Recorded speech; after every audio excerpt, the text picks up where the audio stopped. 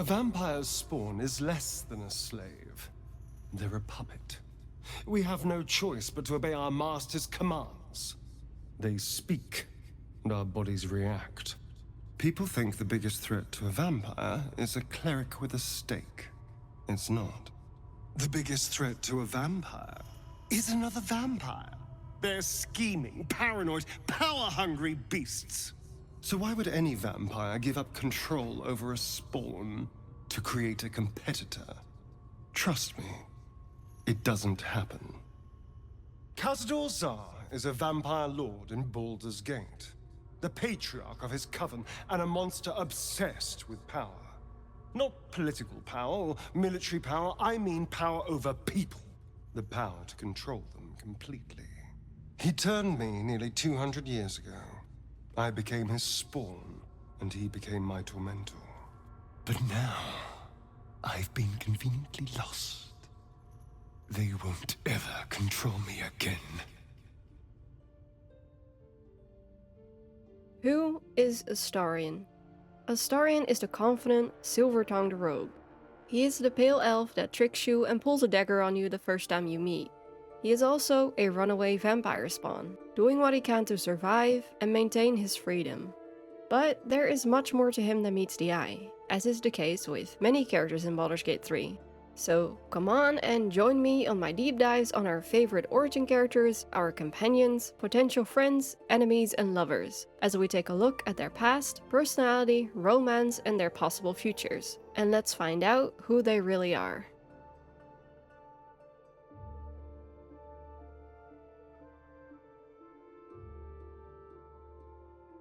This video will contain major spoilers for Baldur's Gate 3, specifically everything related to Astarion, his personal arc, his romance, and the game's ending. This video will also contain some minor Dark Urge spoilers.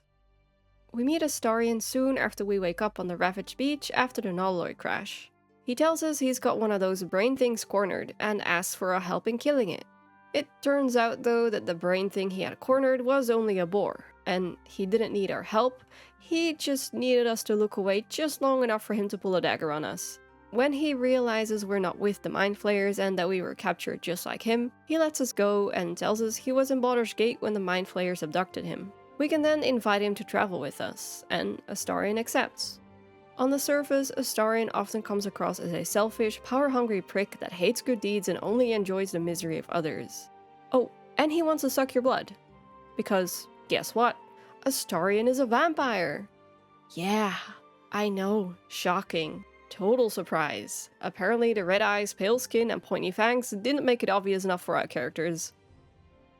Anyway, Astarion's attitude and his craving for blood is the reason a lot of people just tend to outright kill him in their playthrough. And yeah, he's a vampire, he tries to bite us, I get it. And seriously, the game gives us 3 opportunities to drive a stake through his heart during that scene.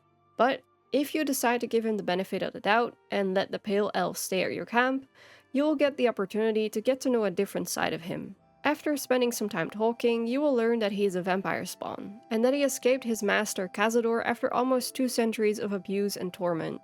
And once you get to know him better, you'll realize that behind this mask of charm and confidence hides a deeply scarred and insecure person that just wants to feel safe, and would do anything if it means keeping his freedom. Astarion has the potential to be a sincere and compassionate person or become a confident, all-powerful vampire lord, and it all depends on how our character treats him and interacts with him. But before we get into that, let's first take a look at who Astarion was before he became a vampire. When we translate his gravestone from the graveyard scene, we learn that Astarion's last name is Ancunin, and I hope I'm pronouncing that right, and that he was 39 years old when he died.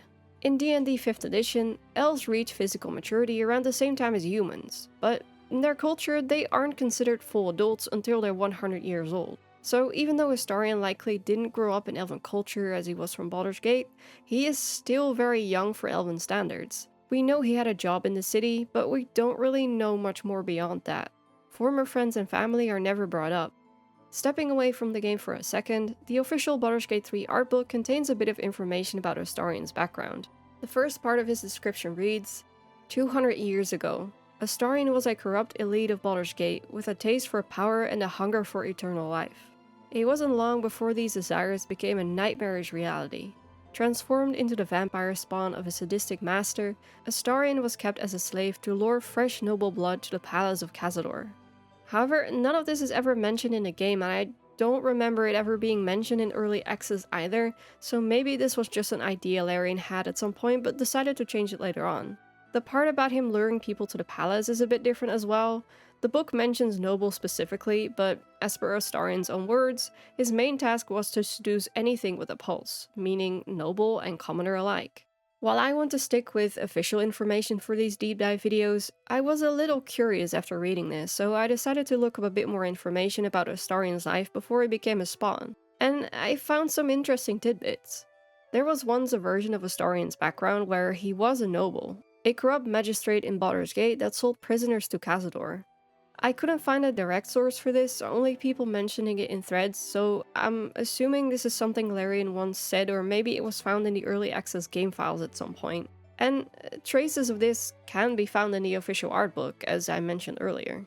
Going back to the game though, sadly we get little to no information about who Astarion was before he became a vampire spawn. There is one option that lets us ask him about his life before, but all he tells us is that he was a magistrate back in the city, working to keep the peace by imprisoning criminals, and that he can't really remember much. Which makes sense given how long it's been since he turned and what he's been through. He doesn't even remember his own face or what the color of his eyes were before he turned. We learn this from the cutscene we get with him looking into a mirror. Of course, because he's a vampire, he doesn't have a reflection. He says that he misses being able to look at his own reflection, indicating that he cares about his appearance. That is made even more apparent when you take a look at the description of his coat, that states that it is well taken care of despite being old. While it is possible that he was a corrupt magistrate and is either not telling us the whole story or that he genuinely doesn't remember, I don't really think that's the case because I feel like it would have been brought up in the game at some point, especially if he had history with Cazador prior to his turning. So, going off of what Astarion tells us and taking his word for it, he used to be a magistrate back in Baldur's Gate, until one day he was attacked by a group of wandering Gur, monster hunters, who, according to Astarion, took issue with a ruling he had made and beat him to death for it. It was then that Cazador appeared. He chased off the attackers and offered to save Astarion by giving him eternal life. Of course, Astarion had no idea what that truly meant, and given that his only alternative was bleeding to death on the street, he agreed to Cazador's offer, and so he became a vampire spawn. During his time as Cazador's slave, Astarion suffered many years of torture and abuse. The first thing he had to do when he woke up as a spawn was punch a hole through the coffin he'd been buried in, and crawl his way through 6 feet of dirt. When he finally reached the surface, Cazador was standing right there, watching and waiting. From that point on, Astarion was forced to do his master's bidding. He wasn't Cazador's only spawn, but he was one of the first. Some of the others came much later. Cazador treated all of his spawn horribly. He would not allow them to drink the blood of thinking creatures, he'd punish them harshly for disobeying his orders, and sometimes he'd have them tortured or command them to torture themselves. However, he enjoyed Astarion's pain in particular. Often, after Astarion had lured a poor soul back to the palace, Cazador would invite him to dine with them. If Astarion said yes, Cazador would serve him a dead, decaying rat. If he refused, Cazador would have had him flayed. For nearly 2 centuries, he and his 6 siblings stalked the streets at night, looking for souls to seduce and lure back to Cazador's palace. One night, within the first decade of his time as a spawn, Astarion met a sweet young man that he couldn't bear to bring back to Cazador. Instead, he let the man go and ran. It was only a matter of time before Cazador would catch him, and when he did, he sealed him away in a dark, dusty tomb for an entire year. Alone and starving, Astarion spent many months trying to carve his way out, and many more not moving at all, only wishing for death. When he was finally released, he would never try to disobey Cazador again. It is only because of the Mind Flayers abducting him and infecting him with a tadpole that he is now free of Cazador's torture, and free from his mind control. So now that we know more about Astarion's background, let's take a look at his personality. So with everything Astarion has been through, I think his behavior and attitude is, for the most part, very much the result of the nearly 2 centuries of torment and trauma that he's dealing with. That does not make some of his bad behavior right, but it does explain why he is the way he is, and I think that's what makes this character so interesting. He's not just evil for the fun of it, at least not before he sins, but more on that later, even if he acts like it sometimes. In fact, I do not think he is evil at all. He is a complex character with a lot of depth and a very vulnerable side to him. He can change significantly throughout his character arc and has the potential to end up going either direction. In the beginning, Astarion comes off as very selfish. He is very focused on his personal survival and maintaining his freedom, and often approves of things that align with his own self-interest as well as things that result in the suffering and embarrassment of others. He constantly seeks more power because, in his mind, being powerful means being free and not having to fear anyone. He acts very confident, but deep down he is very insecure and doesn't know how to say no. He is slow to trust other people, and he thinks everyone is only out for themselves, and will only use him like Cazador did. Even now that he is walking free, out of Cazador's reach, he still thinks of himself as a slave. But Astarion's behavior and attitude towards you will change depending on how you treat him, and if you respect him and don't force him to do things he doesn't want to, he will start to realize that he is more than what Cazador made him, and he's not just a tool to be used. He will slowly learn to trust our character and form a good friendship with them. He will be more open about his past and what his life was like as Cazador's spawn. Especially in a romance, he will allow us to see such a vulnerable side of him. He has finally found somebody that he cares for, and someone that truly cares for him, and that is something that he's never had before. No one ever looked out for me. No one ever said a kind thing to me. You're the only one. Other people don't have a heart like you. You're... you. No one is like that. When Astarion forms a strong relationship with a good character, he himself will start to act more like a good aligned person as well. I even found him to be much more accepting of good deeds as well, as I progressed through his arc. He stopped complaining whenever I helped someone, and even approved of things that he would have disapproved of in the very beginning of the game.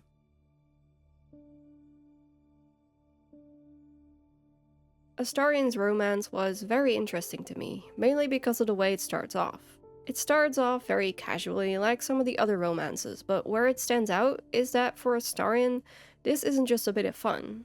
It is, as per his own words, a tactical alliance. He didn't care for us in the beginning. He just manipulated our feelings and sweet-talked us into sleeping with him because he wanted our protection. He even admits this later on in the romance where he tells us that he had a plan, and all he needed to do was not fall for us. But, of course, he did. If you keep up the romance with him from Act 1 going into Act 2, he will eventually come clean and admit his feelings for us. However, there are two different ways he can do this. Both have pretty much the same outcome, but play out a little differently. Both scenes are great, and both show a more vulnerable and genuine side of Astarion. But in one of them specifically, he is more open about his feelings and his struggles with genuine intimacy after 200 years of the shit that Cazador made him do. And that makes that scene in particular a lot more emotional. I will go into both of these scenes in a bit, but first, let me tell you what determines which one of these you'll get. So, which scene you get depends on an encounter with a specific NPC and how you treat Astarion during this encounter. The NPC in question is a drow called Araj, that you find at Moonrise Towers in Act 2. When you speak to her, she'll say that she deals in blood, and she'll propose to make a special potion for us if we provide her with a single drop of our blood. If Astarion is with us when we talk to her, she'll recognize that he is a vampire spawn, and she'll have a special offer for him as well. She'll give us a potion that permanently increases the strength of the one that drinks it in exchange for a bite from Astarion. Yes, she wants to be bitten by a vampire. To feel your life's blood slipping away. To dance on the edge between life and death. Yes, I want it. Yes, she really wants to be bitten by a vampire. Astarion, though, he is pretty uncomfortable by the thought of drinking this drow's blood and politely declines. Now, here's where we can make a decision.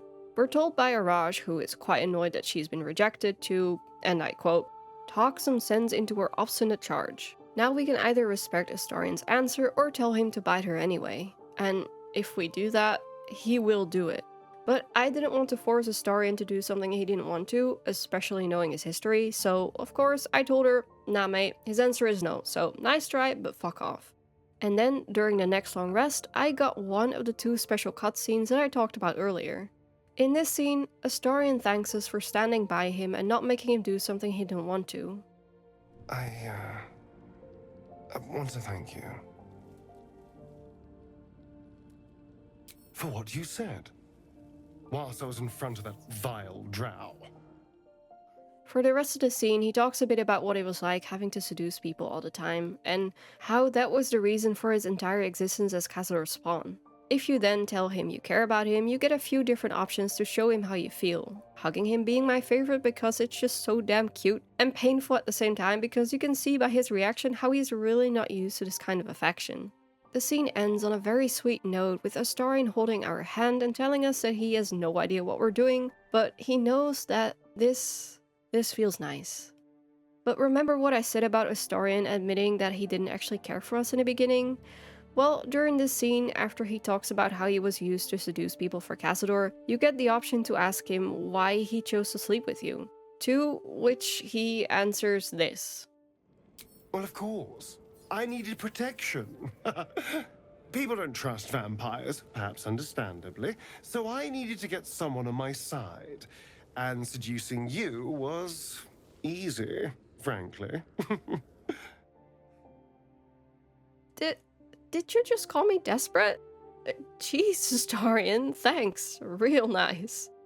And this is where I want to bring up the other scene. So, the other scene you will only get when you've reached Moonrise Towers, but didn't interact with the drow yet. And I believe you have to have exceptional approval with Astarion as well. In this scene, Astarion approaches us and tells us that we should talk. And he starts off by telling us that he had a plan. And I was going to describe the scene like I did with the other one, but I just couldn't do it justice, so I'm just going to play the entire scene for you and I'll share my thoughts on it afterwards. Do you have a moment? I think we need to talk.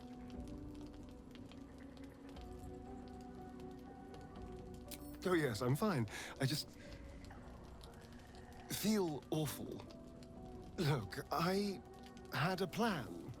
A nice, simple plan. Seduce you, sleep with you, manipulate your feelings so you'd never turn on me. It was easy.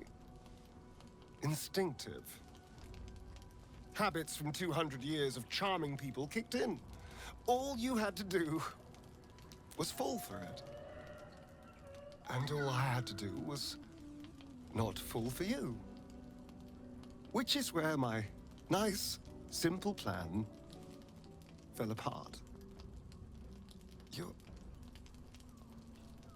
incredible. You deserve something real. I want us to be something real.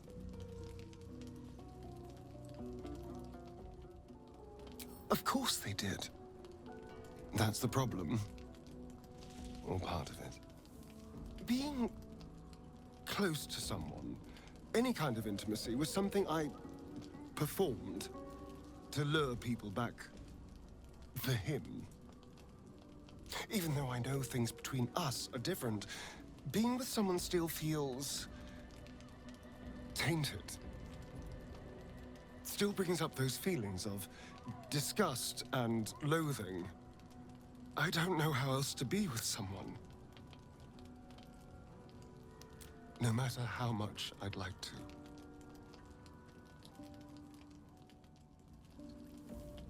Really?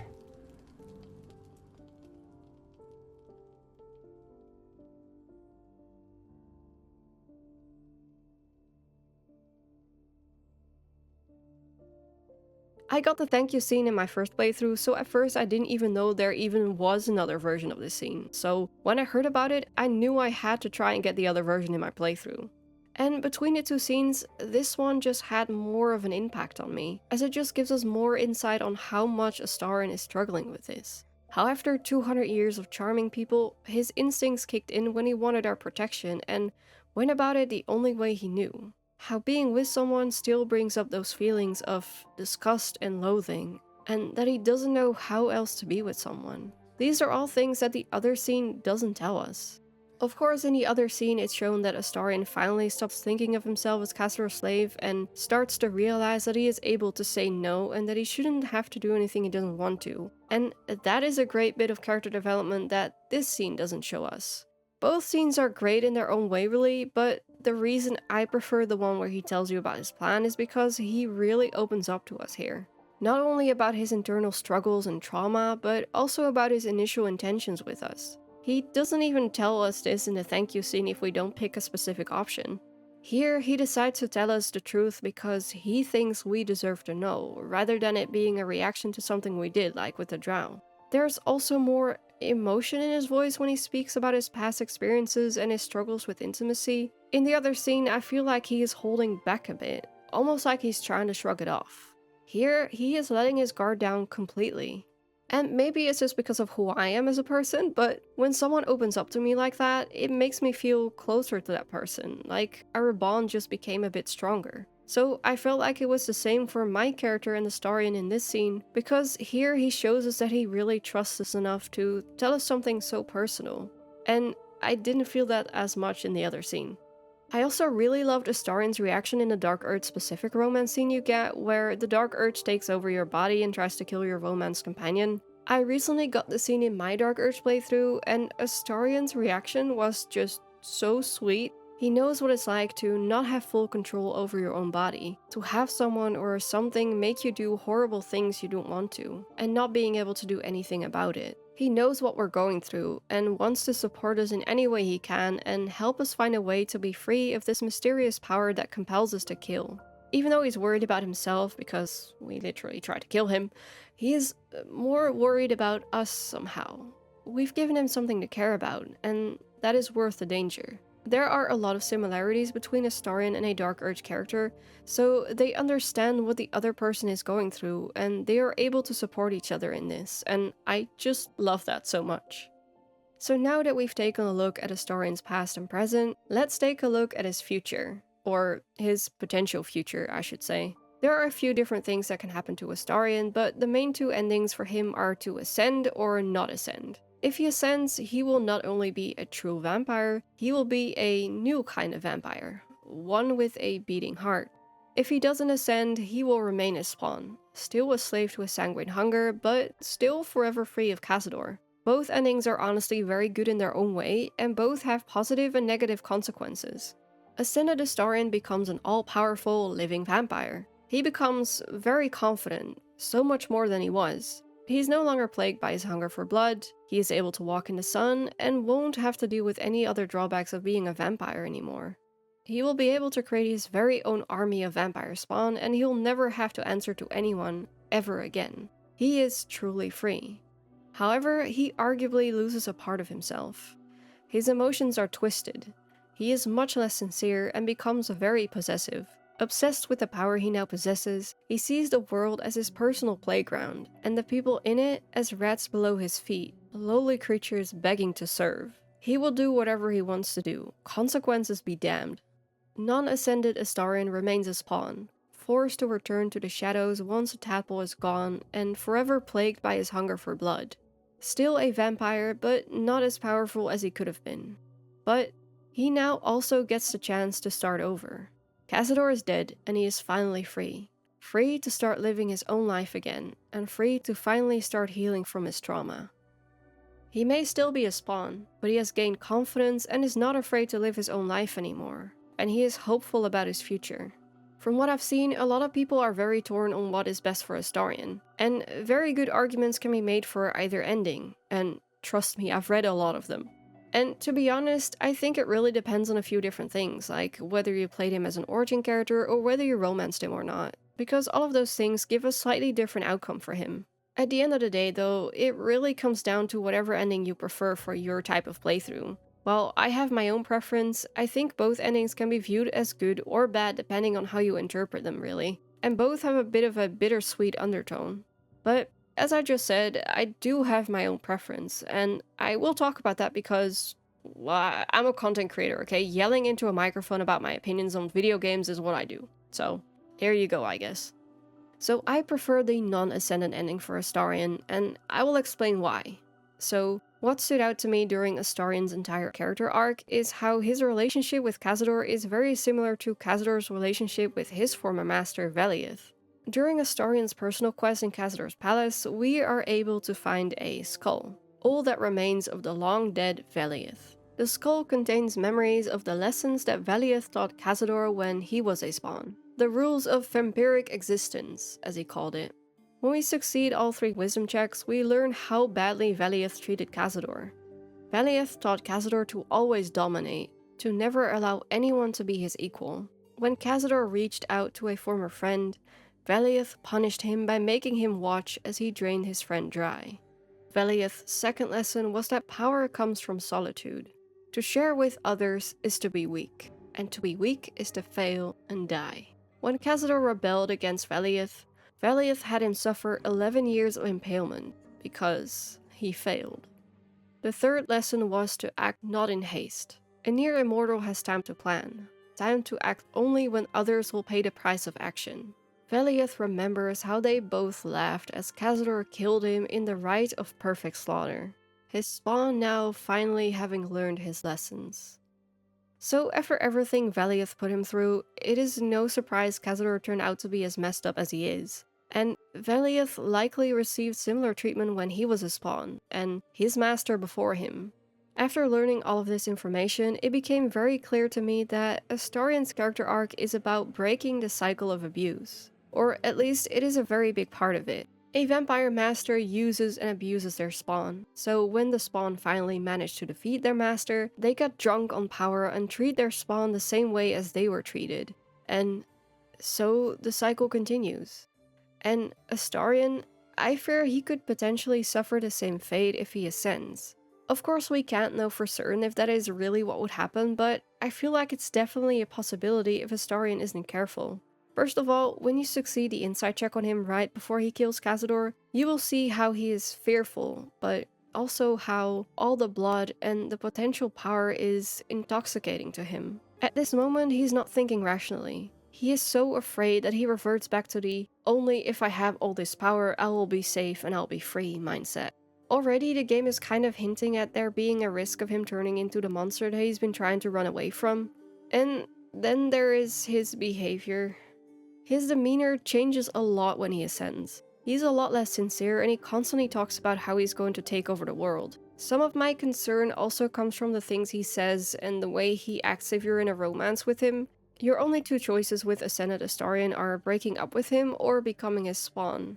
And honestly, Ascended Astarion and Vampire Spawn Tav could be one heck of a badass power couple, but there are some things that just didn't sit right with me. When you continue the romance by becoming his spawn, he becomes very possessive of you. To me, it feels like the ritual caused his feelings and emotions to be twisted somehow, and his love for you has now turned into something different, something more sinister. He may still care about you, but he views you as something that belongs to him rather than his equal. The way he talks, it got a bit of a condescending tone to it. Like, one of the replies you get when you ask if you can talk about the 2 of you is, Go on then. I'll allow it. like, what the fuck? I'll allow, what do you mean? Like, my instant reaction to the scene the first time I saw it was, bitch, what do you mean I'll allow it? I don't need your fucking permission.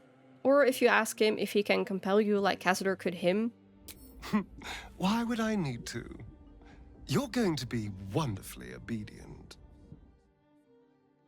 Yeah, I don't know. These lines could be interpreted as joking or playful or even flirty, but I'm gonna be honest, they just really creep me out. Also, speaking of him compelling you, if you break up with him after he ascends, he gets really angry. What? And if you try to break up with him after your tadpole has been destroyed, he just doesn't let you. I don't have a clip of this, so I can't show you, but he literally says, now that the tadpole's gone, your future is his to decide, and there is no backing out now. You'll be together forever. Yeah, I don't know about you guys, but I could see this ending very badly. He even kind of confirms this when you refuse to become his spawn. He admits that breaking up was for the best, and that he would have ruined your love and used your trust against you until there was nothing left. And I don't know, I am a sucker for tragic love stories. I mean, I romance Solus and Dragon Age Inquisition after all, but as someone that has been in a relationship with a possessive partner in the past, I just wouldn't be able to justify my good aligned character being okay with being treated like that. As for me personally, seeing your partner as an equal and treating them with respect and as, a human being is just very important. Which is why I probably won't ever be able to get myself to pick this option with a good aligned character that's romanced him. And that's not to say I don't like Ascended Astarion. I actually do like him a lot as a character. Maybe almost as much as non-Ascended Astarion, just for different reasons. His behavior as an ascended, all-powerful vampire totally makes sense, especially considering his past. It's an incredibly interesting bit of character development for him, and I love to see how killing Cazador, going through with the ritual, and gaining all these new powers changes him. I just don't necessarily think it's the best outcome for him, and it's not my preferred route when playing a good aligned character. Now, an evil character or a morally great character that's not in a romance with him, that's a whole nother story. A lot of reactions from Astarion are the same or very similar for the rest of Act 3, but the romance interactions and the initial scenes after killing Cazador are very different when he doesn't ascend. He comes across as so much more sincere, and it sounds like he actually means what he says. I love you. I love this. And I want it all. More importantly though, I feel like now when he doesn't ascend, he manages to truly break the cycle. Not only because he brings this up himself, but because he gets the chance to start a new life. One where he can be confident without power. One where he gets to say no. Where he gets to make his own decisions, and one where he can finally start to heal. Whether he is or isn't in a relationship with our character.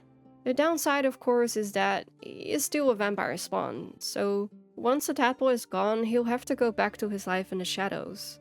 But his final romance scene right at the end of the game indicates that it might not have to be forever, and that there might be hope for him yet. Do you think it's possible? I suppose there is a chance. And if there's a chance, no matter how small, I'm going to take it. So, who is Astarion? Astarion is a deeply hurt person with a cynical outlook, carrying a lot of pain and trauma caused by the years of abuse he suffered.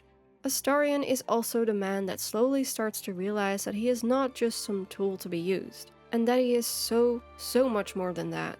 Astarion is the person that learns that his life and his feelings matter, that learns how to be with someone he cares about, and that he can heal from his past. After everything he's been through, he is finally able to grow into a strong and confident person that is no longer afraid to say no. I came so close to losing everything back there, to losing myself.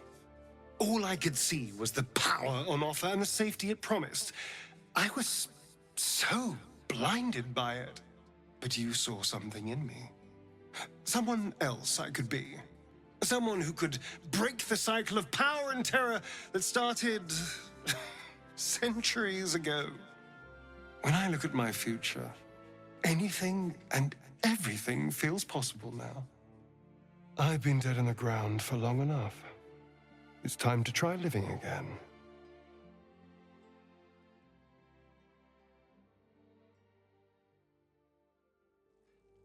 Thank you so much for watching. If you liked this video, let me know by liking this video, or leave a comment and let me know what character you'd like me to do a deep dive video on next. And what is your favorite thing about Astarion's character arc? What about this character stood out to you? If you like my character deep dives, make sure to subscribe to my channel so you don't miss a single one. If you want to support the channel, check out my Patreon, or join my Discord server and let's continue discussing our favorite characters there. That's it for now though, thanks again for watching, and I hope to see you on the next one.